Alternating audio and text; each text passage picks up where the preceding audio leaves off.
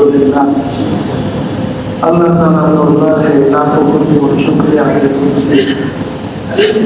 রব্বুল কারীম আমাদেরকে সুস্থ রেখেছেন, হায়াত রাখতে রেখেছেন।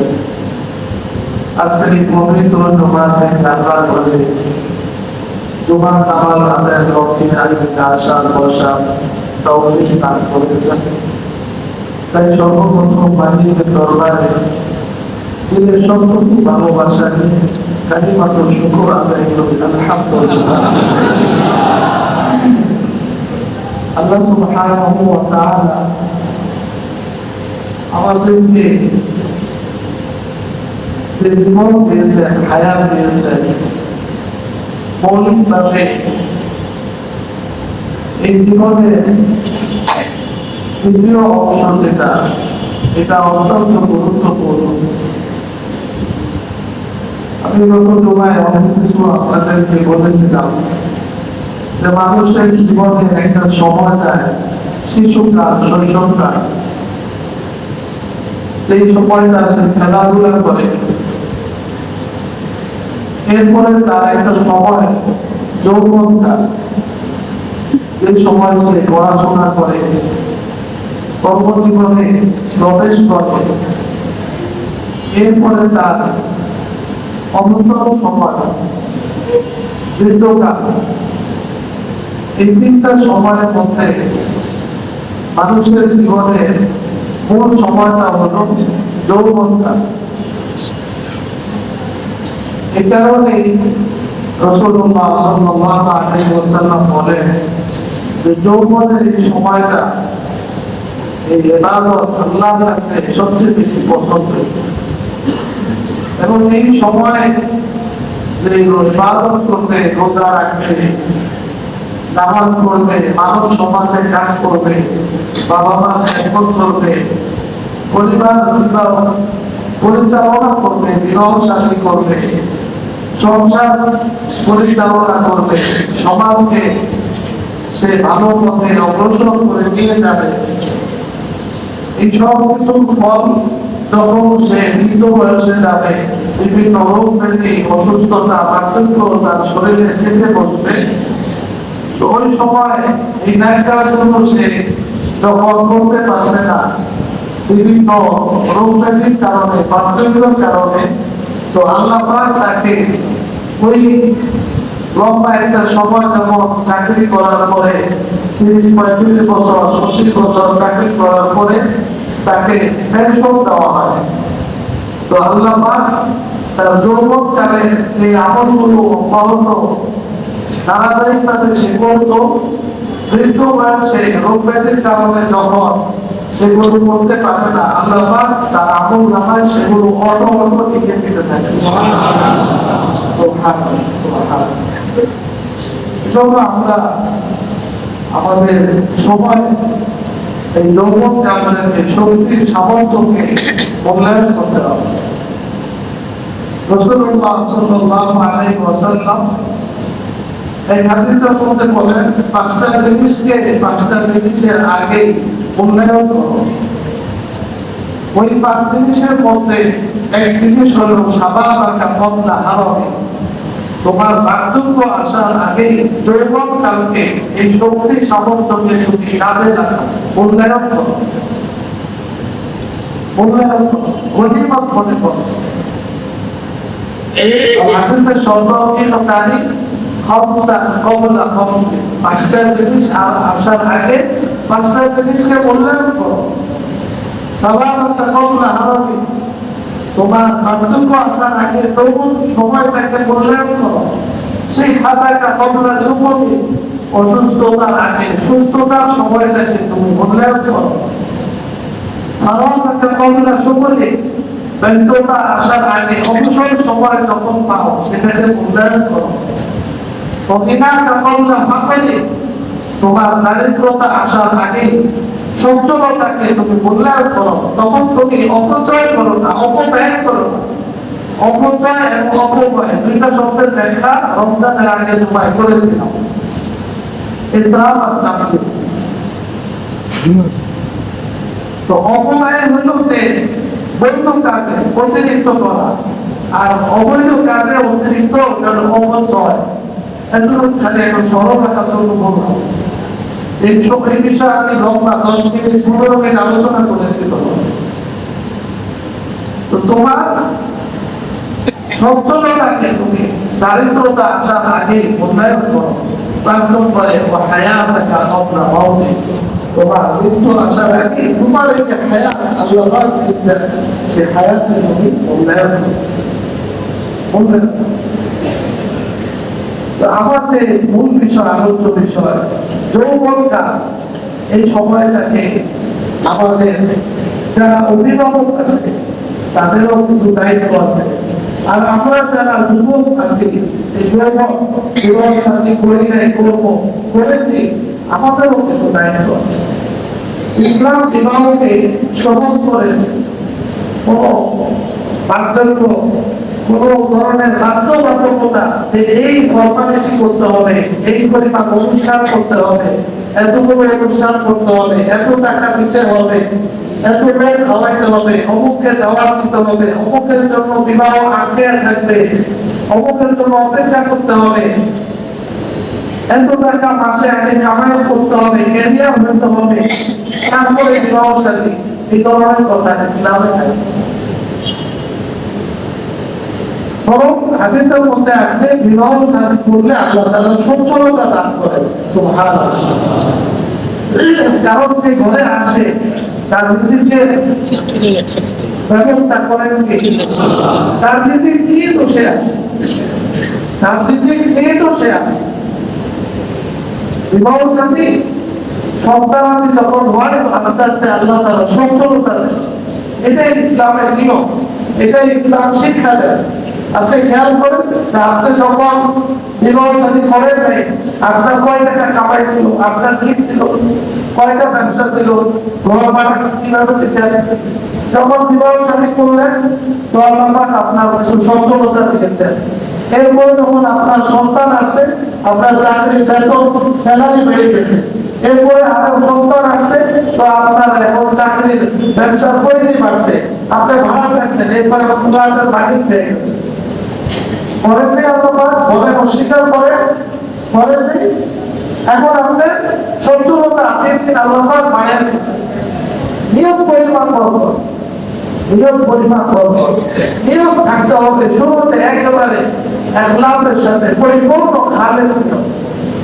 কোরআনে আল্লাহ বলেছেন, ওয়া মা মিন দাব্বাতিন ফিল আরদি ইল্লা আলাল্লাহি রিজকুহা। জমিনে এমন কোন বিচরণশীল প্রাণী নেই যে প্রাণীর রিজিকের দায়িত্ব আল্লাহ পাক দেন। সুবহানাল্লাহ। এমন কোন বিচরণশীল প্রাণী নেই যে প্রাণীর রিজিকের দায়িত্ব আল্লাহ পাক দেন। মানুষকে সৃষ্টি করার 50,000 বছর আগে আল্লাহ রিজিক লিখে দিয়েছেন। যদি সেই ব্যবস্থাপনা ওনার না থাকতো, তাহলে তো তিনি ঘটেই হতে পারতেন। তিনি পারছেন বলেই তো আল্লাহ। আরে তিনি জানেন দেখেই তো তিনি আল্লাহ। এই কোনটা বলে কেন 1 মিনিট পরে আমি বাঁচবো কিনা এটা গ্যারান্টি নাই, এই জন্য আমি বাঁচবো। আর এই সব কিছু লিখে রাখছেন কে? আল্লাহ। যিনি প্রতিটা মুহূর্তে সমস্ত মানুষ যদি একসাথে এক পাত্রে এক ময়দানে বসে প্রত্যেকে যার যার চাহিদা অনুসারে চায়, কত চাইবে? কেউ চাইবে আমি 100 দুনিয়া পরিমাণ চাই সম্পদ, কেউ চাইবে 20 দুনিয়া, কেউ চাইবে 10 দুনিয়া, কত চাইবে?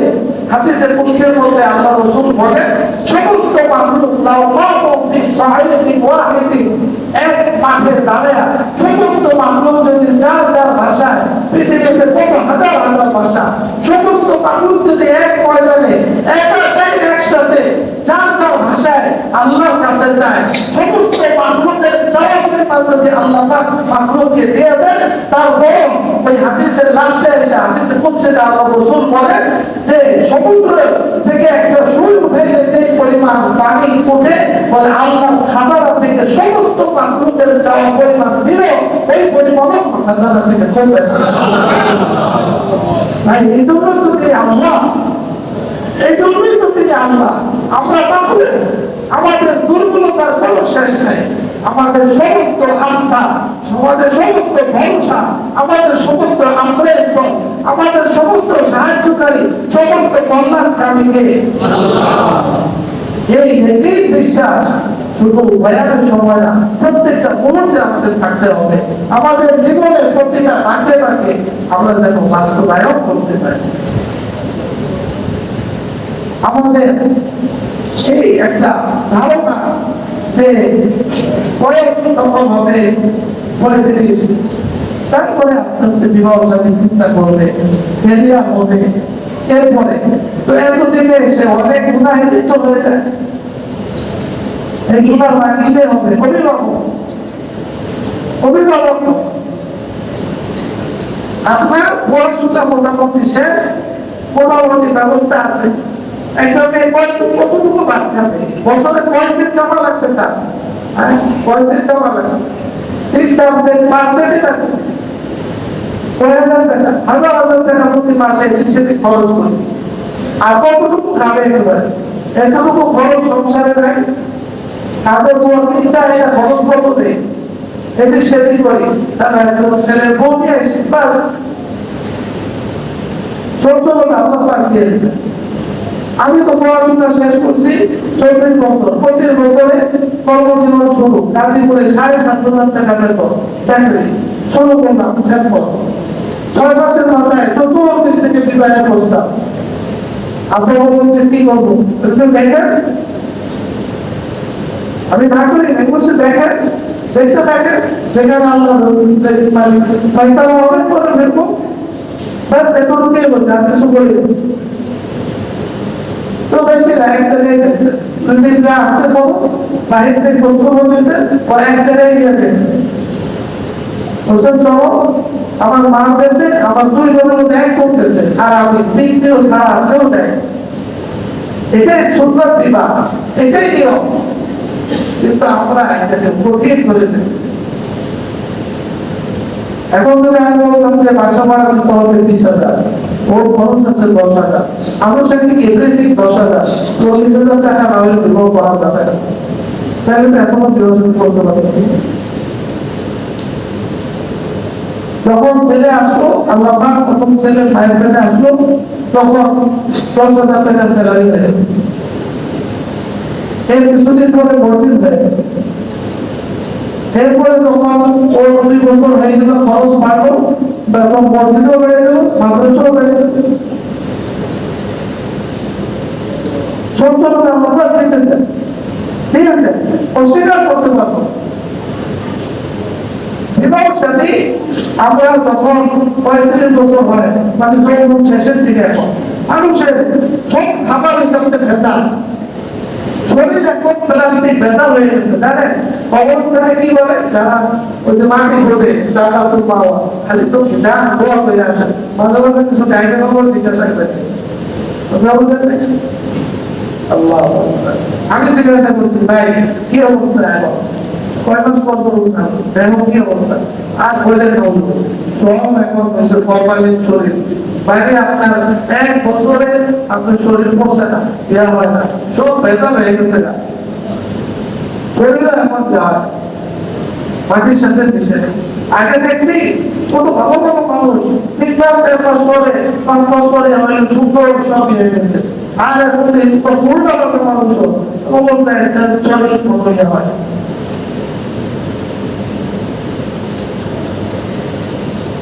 মানুষের ভেজাল খাবার খেয়ে ভেজাল হয়ে শরীরের শক্তি যৌবন সব এখন দুর্বল হয়ে গেছে। 40 হইলে মানুষ তার মৃত্যু পার্থক্য শুরু হয়ে যায়।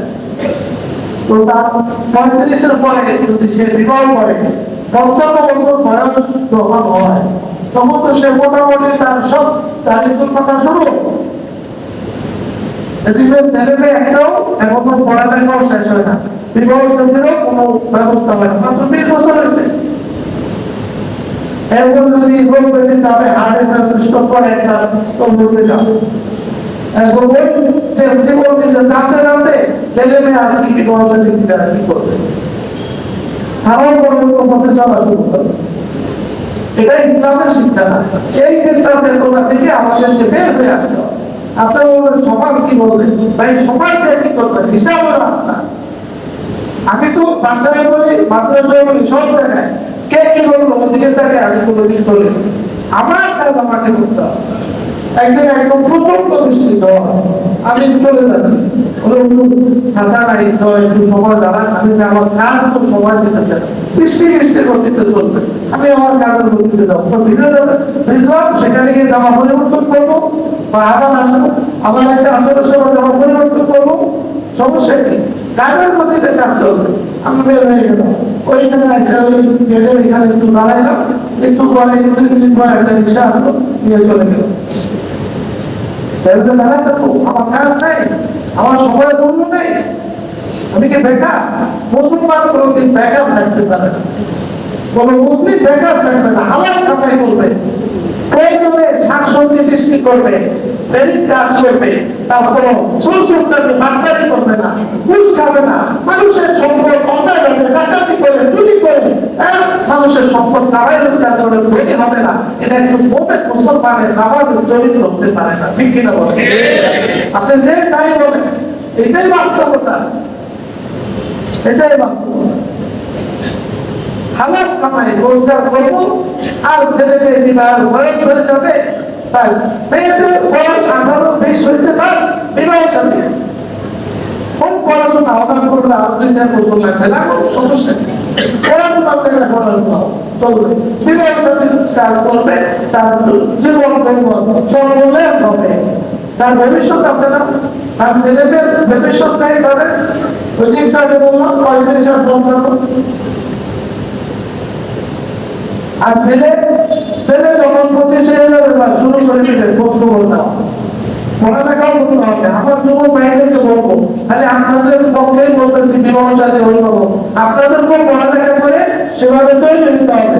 পড়ালেখা করবেন না, এদিক সেদিক করে ঘুরে গেলে বাবা মার টাকা নষ্ট করবেন, নিজের যোগ্য হবে না, এটাও চলবে না। এখন বিবাহ যদি দেরি করে দেওয়া হবে, কেন সে বাবা মার টাকা নষ্ট করছে, এটা শাস্তিটা। দোনো পক্ষকে সমন্বয় হতে হবে, দোনো পক্ষকে। আপনার কাজ কারেন্টের সংযোগ, তার মধ্যে 2টা থাকে না, 2টা সাইড থাকে না, কি কি বলেন? নেগেটিভ পজিটিভ, শুধু নেগেটিভ হয়ে যাওয়া হবে না, শুধু পজিটিভ হয়ে যাওয়া হবে, নেগেটিভ পজিটিভ 2টাই থাকে। আমাদের অভিভাবককে আসতে হবে, শুধু অভিভাবককে দোষারোপ করতে হবে না। আমরা যারা সন্তান আছি, আমরা যারা অধীনস্থ, আমাদেরকেও শুধরাইতে হবে। 5 বছর থেকে পড়ালেখা শুরু হবে।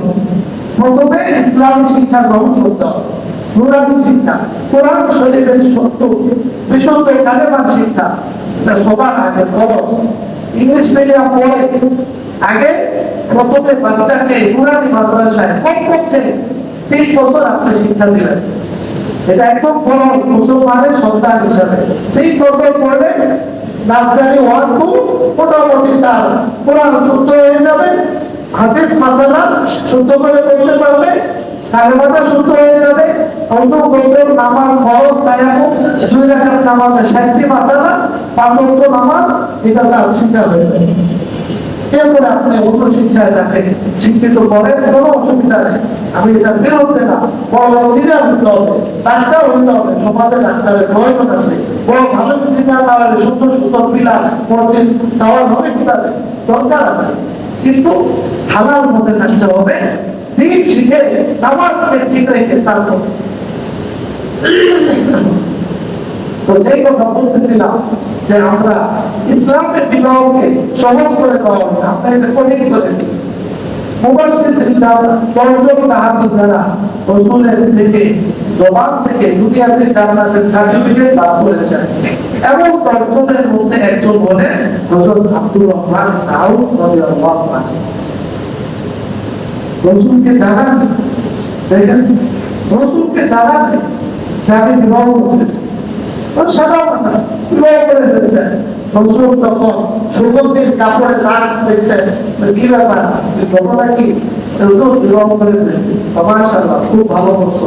রাসূল তার জন্য বরকতের দোয়া করে দিয়েছেন, সুবহানাল্লাহ। আর আপনি একমাত্র ভোট জামাই এই পত্র আমি বলবাই তোদের জন্য বিদেশে এত কিছু কামাই রোজগার করে টাকা পাঠাইছি, আমাদের মানুষের বিবাহ করে দিয়েছে।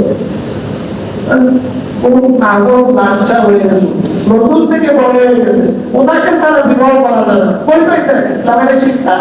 হ্যাঁ, খালি সিরাত সিরাত মাহফিল করি। আমি রসুলের সিরাত দেখে, এটা কি সিরাতের একটা জীবনের একটা অংশ না? বউ থাকবে তার সাথে, বিবাহ তার সাথে, আপনার কি কাজ? বুঝাবো আপনার আপনার বউকে থাকবে, কত বুঝে নেই, শুনতে যারা শোনা যায়, যার বিবাহ করছে সে তার বুঝেন, আপনার কি সমস্যা? আরো সমস্যা আছে, সেটা হলো যে আমরা এই ক্যারিয়ারের কথা বললাম, বয়সের কথা বললাম, তারপরে নিজে অমুক থাকতে হবে, তমুক থাকতে হবে, তিনটা কথা বললাম। 4 নম্বর কথা, বিবাহের ক্ষেত্রে আমরা মনে করি যে মেয়ে দেখতে যাবে, আরেক ভাবতে হবে পাত্রী দেখা, এই সম্পর্কে 2টা কথা বলে আজকে শেষ করি, বাকি আগামী সময় বলবো ইনশাআল্লাহ। তো পাত্রী দেখার মধ্যে যে শরীয়তের বিধান, সেটা হলো যে শুধুমাত্র ছেলের পক্ষে মেয়ে যারা আছে, মা বোনেরা মা বোনকে দেখবে, মেয়েকে দেখবে, বাস সোজা একদম মেয়ে মেয়েকে দেখতে পারে। এখানে প্রধান বিষয় তারা দেখে এসে আনুষঙ্গিক তার আর্থিক অবস্থা আমাদের সাথে পারিবারিক নিয়ে বিস্তারটা আছে, আনুষঙ্গিক সব মিলে চলে আমাদের। খুব তারা একটু আর্থিক অবস্থা মেয়ে দুর্বল, তাতে অসুবিধা নেই, অসুবিধা নেই। মেয়ের আর্থিক অবস্থা একটু দুর্বল, মানে অল সাইড ঠিক আছে, অল সাইড যদি ঠিক থাকে তাহলে তাদের পড়াশোনাও ঠিক আছে, দেখতেও সুন্দর, আমাদের ছেলের সাথে মানানসই, পারিবারিকও মোটামুটি ঠিক আছে, কিন্তু আর্থিক অবস্থাটা একটু দুর্বল। আমরা বাড়ি বলতে সে বানাতে এরকম বিবাহ আজই বিষয়।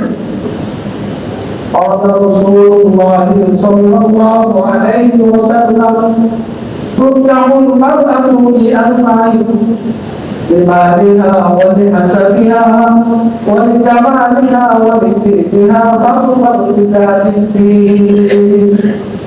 আল্লাহ রাসূল বলেন, তুমি বিবাহ করতে ছেলে পক্ষ তুমি 4টা জিনিস দেখে বিবাহ করে তোমার ঘরে আসে।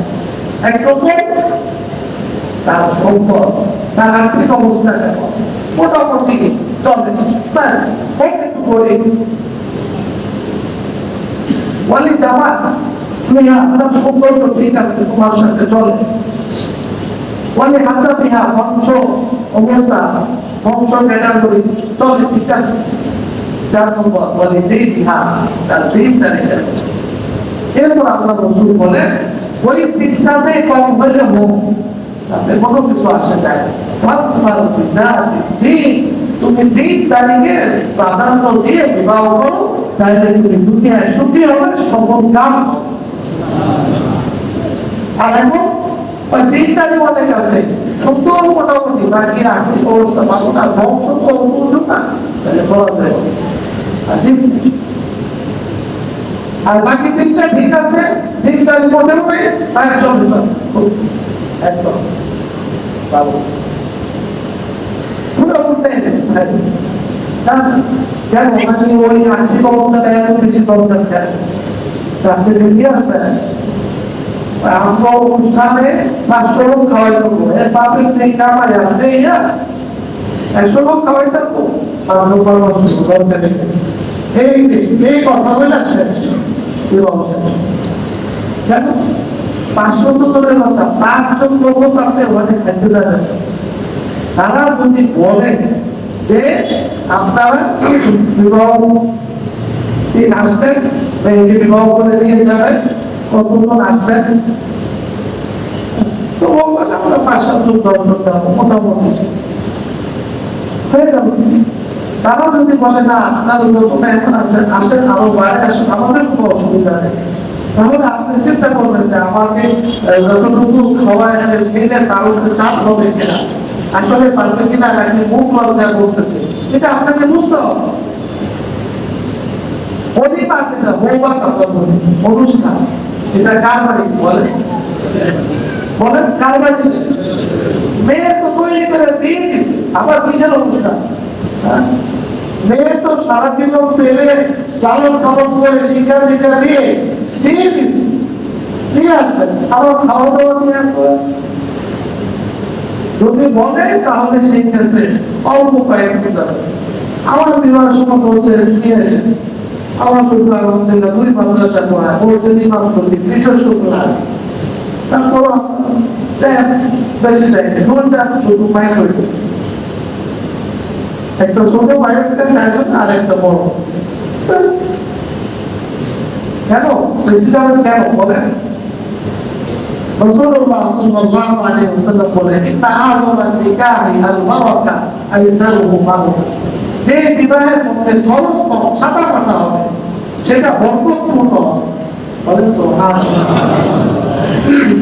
ছাতা পাতা এখন তো বাগদান অনুষ্ঠান, গায়ে হলুদের অনুষ্ঠান, এত অনুষ্ঠানের পরে তাহলে মূল অনুষ্ঠান করতে করতে অনুষ্ঠানের কথা অভ্যাস, আর এক অনুষ্ঠানের খবর শুকাইতেও পারি না, এজন্য করে থাক আরো একটু পরে আর একটু পরে, এই পরে পরে করতে করতে আরো 5 বছর চলে গেছে।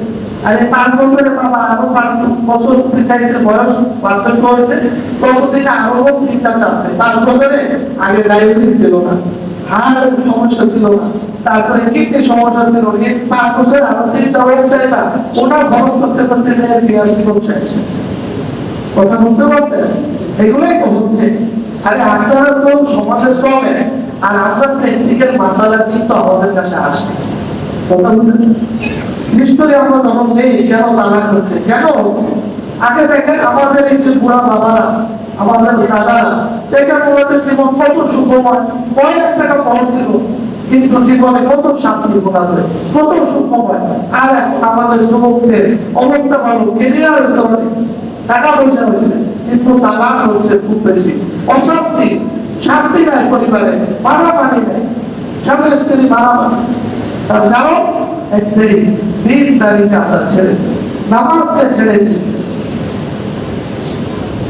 দিন তারিখে এরকম দিন তারিখে প্রাধান্য দিতে হবে।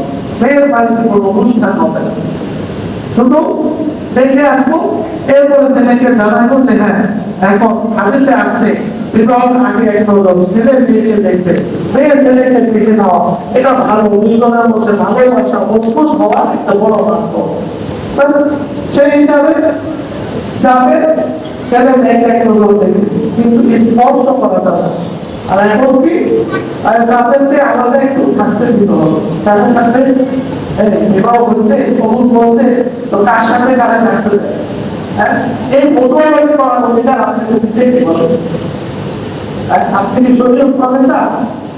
সাহায্যে একমাত্র কে? শরীয়ত প্রবর্তক কে?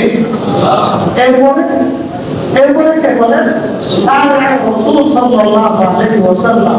শরীয়ত প্রবর্তক দ্বিতীয় হলেন আল্লাহ রাসূল সাল্লাল্লাহু আলাইহি ওয়াসাল্লাম। এরপরে কত কেউ আছে? তো আপনি কোন আপনাদের বললেন ছেলে মেয়েকে একসাথে বিয়ে দেওয়া হোক, তারা আগে তাদের দুটো পূজাপাঠ করুন, ঠিক বিষয়। তো এখন এই পূজাপাঠ প্রথম শুরু হইল কি দিয়া? রাজাকে দিয়া, সেখানে বিবাহ পরে চাইলে একসাথে এক রূপে থাকতে পারবে, তৃতীয় কেউ থাকতে পারবে, সেখানে রসুদ্ধ করতে দেখতে যাওয়ার সময় এই অবস্থা। তো ওখানে কিভাবে হবে? রসের ক্রিয়া, গুনাহ ক্রিয়া শুরু হইল, নাজায়েজ কামটা শুরু হইল। তো যখন আল্লাহ অবাধ্যতা করে বিবাহের জীবন প্রথম শুরু হয়, তো ওই সন্তান যেগুলো আসে, জীবন যেটা হয় সেটা ওই অবাধ্যতার মধ্যে যায়, শান্তি আপনার। কারণ আল্লাহ পাক তখন নারাজ হয়ে যায় যে তুমি আমাকে নারাজ করে তুমি বান্দাকে খুশি করতেছো, তো ঠিক আছে তাকে খুশি করো, তোমার জীবনের শান্তি, তোমার জীবনের বরকত তাদের থেকে গেল, তোমার শান্তিরও দরকার, আমার অধিক দরকার নেই, আমার বরকতও তোমাকে দেওয়ার দরকার নেই। এজন্য ভাই বিবাহ সাথী সাদা মাথা হবে, পছন্দ হয়েছে পারিবারিক ভাবে যাবে, এরপরে যে পুরুষ লোক তো যাবেই না, মেয়ে দেখার সময় এখন বড় মামা আসলে এই 1 সপ্তাহ পরে ফ্লাইট যেহেতু 1 সপ্তাহ পরে দেখতে যায়, এরকম হচ্ছে, হয় না? মানে আমি বললাম কত সপ্তাহ যাবো না, এই পাশে যাবো বলে তাহলে অনেক ছেলে ফেলবে কত আমি কি শাসন তো হয় না সাড়ে কেন সব কিছু রেডি হলো না কেন এক সপ্তাহ পিছিয়ে রাখবেন ছেলে মেয়েকে বিবাহ করবে স্বামী স্ত্রী একসাথে থাকবে সুখ শান্তি করবে এক সপ্তাহ পিছিয়ে রাখছেন কেন হয় না একদিন তারা কথাবার্তা বলে কেন কথাবার্তা বললো বিবাহ হইল না কথাবার্তাতে তারা বলতেছে কি হিসাবে এই হিসাবে সম্পূর্ণ গুণা কবিরা গুণা বেগালা নারী বিবাহ তো হয়নি তো বেগালা নারী কথাবার্তা বলতেছে কোনো সমস্যা নেই আমি আপনার বন্ধু দিলেন আপনার বন্ধুটা আপনি জিজ্ঞাসা করছেন আমারে এত সেই জিজ্ঞাসা করলেন এখন এসে হুজুরের দরকার নেই কিন্তু নিজের উত্তর দিয়ে কথাবার্তা শুনুন ব্যবস্থা করে কেন করে বড় মামা আসতে যায় এক সপ্তাহ পরে আসলে বাবা সব দেখতে যাবে বাবা দেখতে যাবো বাবা দেখতে পারবে না আমি বললাম ছেলের বাবাও দেখতে পারবে আগে বিবাহ হবে তারপরে উনি কি হয়ে গেলেন ছেলে শ্বশুর হলেন এখন দেখা সাক্ষাৎ শুরু কিন্তু এরা কিভাবে বুঝে নেয় আর বুঝে নেয় আপনারা বলছি হুজুরদের সাথে থাকবেন সবসময় ওলামাদের সাথে থাকবেন আপনি নিজে নিজে চলেন কেন ওই আমরা তো ডাক্তারের বিষয় আপনাদের সাথে যাই বিল্ডিং বানানোর সময় আপনাদের সাথে থাকি হ্যাঁ কথা বলে তখন আপনাদের সাথে থাকি না বলে নিজে নিজে তো বলি না কারণ এই বিষয়ে অভিজ্ঞতা নাই দিল্লি কিভাবে বানাবো দিল্লি বানানোর সময় আপনাদের সাথে থাকি ডাক্তারের সময় আপনাদের সাথে থাকি আপনাদের সাথে পরামর্শ করি তাহলে মাসালার ক্ষেত্রে আমাদের থেকে করে চললেন কেন ঠিক আছে আপনাদের বিষয়ে আপনাদের ওইভাবে বলতে আগে কথা বলতে এখন কোন বিষয়ে একবার করে বুঝতে পারি আইসা ফোকাস আছে ভুলে শুধু তার কথা তো এগুলো আমাদেরকে এই বিষয়গুলো শুরুতে যেন ভুল না হয় আমাদের এগুলা খেয়াল করতে হবে কে দেখতে পারে কিভাবে তো দেখবে যে মা বোন যাবে সাথে ছেলে যাবে সামনাসামনি করবে সালাম দিবে দেখবে তার সাথে ভালো মতো আল্লাহ জিজ্ঞাসা করবে পড়াশোনা জিজ্ঞাসা করবে এইবার একটা সুরা বাচ্চা তৈরি করে ভালো না করবে না মেয়েরা লাগলো আসলে মনে চলে আসে আইটি দেবে টাকা দিবে একটা সমাজ করবে কোরআন দিবে জায়গা দিবে কে দিবে বলে কে দিবে হ্যাঁ ছেলে মেয়েকে সহজেই দিতে পারবে না মায়ের হাতে বোনের হাতে দিবে তারা রেখে দিবে কথা বুঝতে পারছেন তারা তোমার হাতটা দাও হাতটা পড়ে দিবে বলে নাউযু বিল্লাহ কে পড়াবে মা পড়াবে বোন পড়াবে আমি দিয়েছি আলহামদুলিল্লাহ আমার হাতে থেকে জীবন করে আছে আমরা পড়াই কথা বুঝতে পারছেন আল্লাহ তো আমরা যেন সঠিকভাবে এরপরে বাকি কাজগুলো করতে পারি সামনে সময় এরপর থেকে ইনশাআল্লাহ বাকি কথা বলবো আল্লাহ তাআলা আমাদের সঠিকভাবে সুন্দরভাবে প্রত্যেকটা কাজ করা তৌফিক দান করেন শেষ কথা বলি এই ব্যবস্থাটি এটা কিন্তু মানুষের জীবনের ছোট এর আগ পর্যন্ত এটা তো পড়াশোনা এখান থেকে তার জীবন পুরা কর্মজীবন পারিবারিক জীবনে এখানে যেন ভুল নাই না হয় নিজের কর্ম করলে নাই জীবনের শুরুতেই ভুল দেওয়া শুরু হইল তো কর্তব্য হবে না এই জন্য আমরা এই বিষয়টাকে অবহেলা করবো না সুন্দরভাবে করার চেষ্টা করি যথাসম্ভব আপনারা বুঝাইছেন আমরা বুঝি পরিবারকে বুঝাইতে পারি না এই একটা লাস্ট কথা আপনাদের হয় সেটা জবাব আমি দিচ্ছি সেটার জন্য আপনারা ওলামায়ে কেরামকে পরিবারে নিয়ে যাবেন আমাদের ভিতরে থাকবে আপনার সাধারণ রুমে বসে বয়ান করে দিব সেখান থেকে কোনো প্রশ্ন থাকলে লিখিত ভাবে প্রশ্ন করে দিবে যে এইটা এটা চাই সেটার ক্ষেত্রে কি বলে প্রশ্নের জবাব দিয়ে দিবে কথা বুঝতে পারছেন এরপরও যদি ভিন্ন কিছু করে সম্পূর্ণ দায় দেয় না তাদের উপরে আশ্রয় বেঁচে গেলে পরিবারও হেফাজত হয়ে যাবে আল্লাহ বুঝার দান করে ওয়া আলহামদুলিল্লাহ